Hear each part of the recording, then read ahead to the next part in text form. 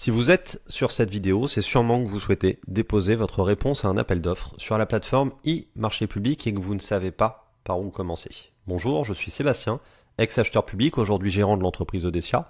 Depuis plus de 9 ans, maintenant, on accompagne des centaines d'entreprises à répondre au marché public. Aujourd'hui, on va ensemble déposer une offre sur e-marchépublic.com et on va essayer de le faire très simplement, étape par étape, pour que ce soit le plus clair possible de votre côté. Donc dans un premier temps, ce que vous avez à faire, c'est saisir cette URL, à savoir e-marchépublic.com. Vous allez vous retrouver sur cette page et là, ce que je vous invite à faire directement, c'est de cliquer sur le bouton connexion. Ça va vous permettre de vous authentifier. Pour celles et ceux qui n'ont pas de compte sur ce site, je vous invite à en créer un. Vous pouvez le faire en cliquant juste ici. Vous allez devoir fournir un certain nombre d'informations sur votre société et derrière, votre compte sera créé avec un identifiant et un mot de passe. Une fois que vous êtes inscrit, cliquez ici sur vous connecter. Vous allez devoir mettre votre identifiant et votre mot de passe. Je pense que ça, vous avez l'habitude.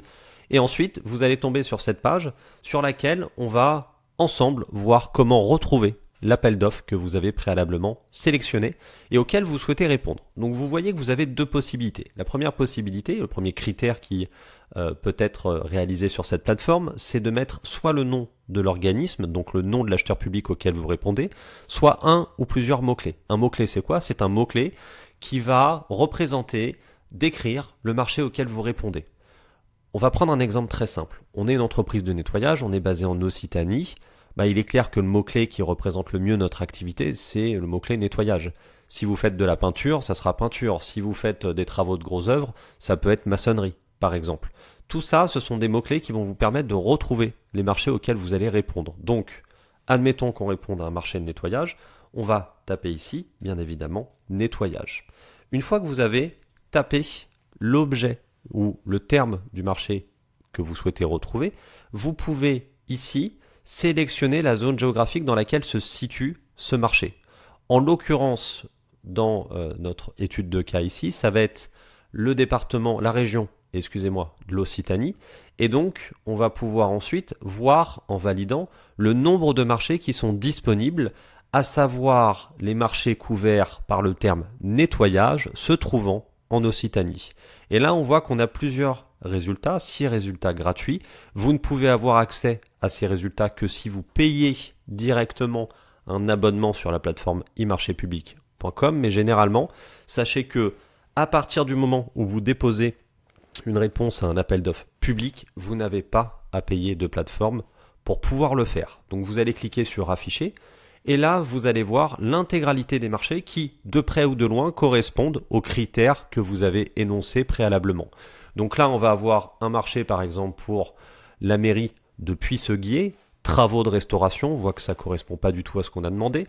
Un autre marché pour la communauté de communes Pays d'Uzès, travaux d'extension, ça ne correspond pas non plus. Et là, on arrive à notre marché, qui est un marché de fourniture courante et de services marchés de services de nettoyage et d'entretien des espaces de la SAHLM, Sud Massif, etc., etc. Donc on a retrouvé notre marché. Ça, c'est vraiment la première étape. Une fois que vous avez retrouvé votre appel d'offres, vous avez ici, dans la colonne Action, plusieurs possibilités. Soit vous allez lire l'avis en cliquant sur avis, soit vous allez pouvoir télécharger le dossier de consultation des entreprises en cliquant sur dossier. Vous allez pouvoir déposer en cliquant sur dépôt. L'historique vous permet de voir les historiques des actions réalisées dans le cadre de ce marché. Et là, très important, vous avez la possibilité de poser des questions.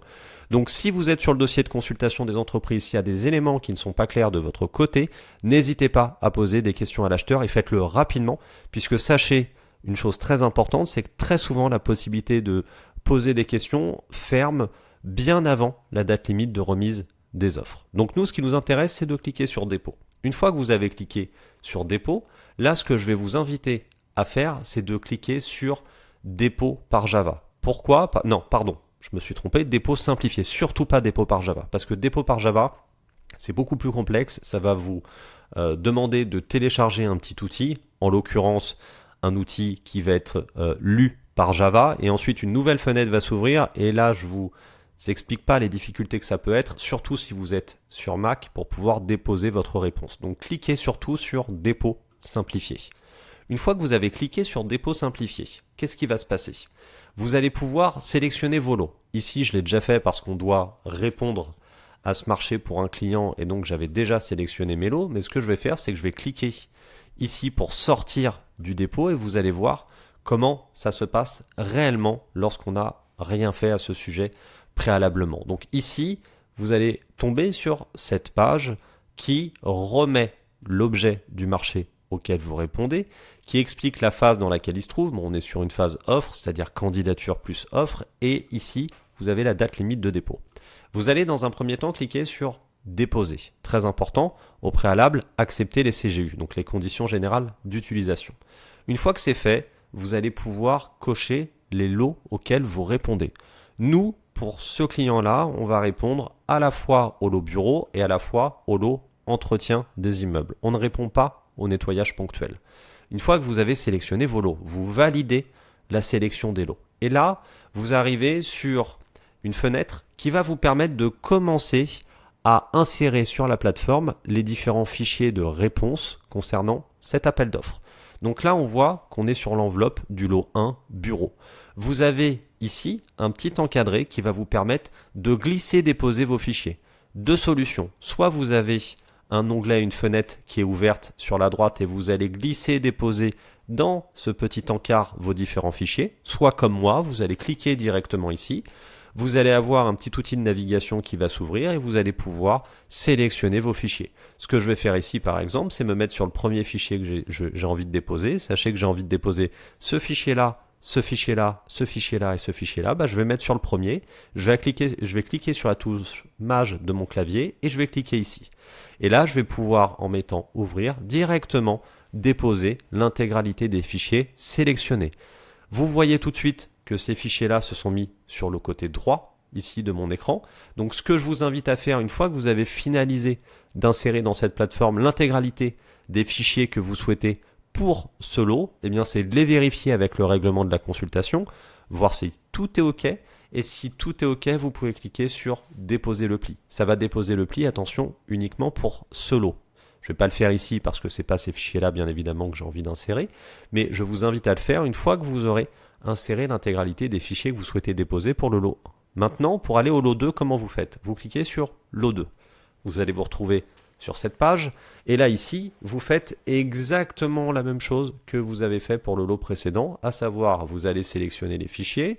Vous allez ensuite les insérer directement sur la plateforme. Vous voyez ici qui sont chargés. Sachez que si besoin, vous pouvez supprimer certains fichiers parce que vous auriez fait une erreur, vous vous seriez trompé, vous cliquez sur le logo poubelle.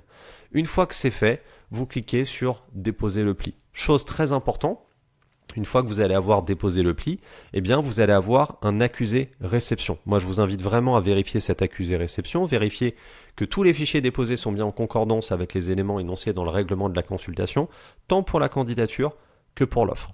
Voilà, vous savez maintenant comment utiliser AWS.